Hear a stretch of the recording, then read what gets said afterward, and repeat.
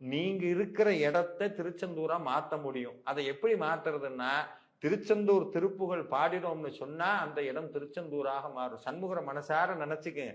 வீட்டுல கட்டாயம் திருச்செந்தூர் சண்முகருடைய படம் கட்டாயம் இருக்கணும். என்னைக்குமே இன்னைக்கும் நாங்க வாழ்வை மாற்றும் வேள்மாறல் வழிபாட்டுல பல ஆயிரம் அடியார்கள் கலந்து கொள்கிறார்கள். ஒவ்வொரு மாதமும் ஒவ்வொரு ஊர்ல நடத்துறோம்.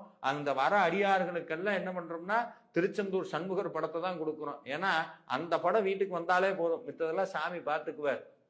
இன்னைக்கும் வாழ்வை மாற்றும் வேல்மாறல் வழிபாட்டுல ஒரு அதிசயம் நடக்குங்க.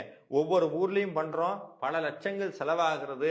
அது எல்லாம் திருச்செந்தூர் ஆண்டவன் தான் கொடுக்குறேன். அந்த வழிபாடு தொடங்குவதற்கு முன்பாக எங்கேயாவது ஒரு பக்கம் இருந்து திருச்செந்தூர் பன்னீரிலை ஊறி பிரசாதம் வந்துடும். அது முருகனுடைய உத்தரவு. இன்ன வரைக்கும் பொய்த்தது கிடையாது. இப்ப வரைக்கும் ஏதோ ஒரு அடியார் சொல்லிடுவாங்க, ஐயா திருச்செந்தூர் போனோம் இந்தாங்க பிரசாதம். அது எப்ப வரும்னா வேல்மாறல் வழிபாடு காலையில நடக்குதுன்னா அன்னைக்கு